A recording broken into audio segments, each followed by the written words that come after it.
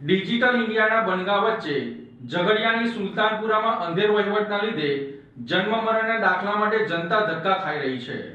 એક તરફ સરકાર ડિજિટલ ઇન્ડિયાના બનગા ફૂંકી રહી છે, પરંતુ વાસ્તવિકતા કંઈ અલગ જ છે।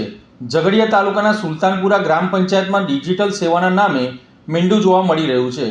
અહીં સર્વરના ઠેકાણા નથી અને અધિકારીઓને જનતાની હાલાકીની કોઈ પડી નથી। ઝઘડિયાનું સુલતાનપુરા ગામ, જ્યાં અત્યારે ગ્રામજનો રોષે ભરાયા છે, કારણ કે જન્મ અને મરણના દાખલા આજના ઓનલાઈન યુગમાં પણ અહીંના લોકોને નાના દાખલા માટે 2-3 મહિના સુધી પંચાયતના ધક્કા ખાવા પડી રહ્યા છે।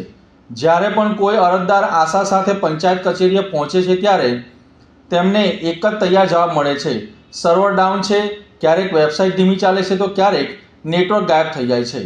એટલે કે ટેકનોલોજીના આ યુગમાં સુલતાનપુરા પંચાયત જાણે પથ્થર યુગમાં જીવી રહી હોય તેવું લાગી રહ્યું છે। 3 મહિનાથી ધક્કા ખાતી જનતા, સર્વરના નામે વહીવટ ઠપ અને કર્મચારીઓની ઘોર બેદરકારી સામે આવી છે।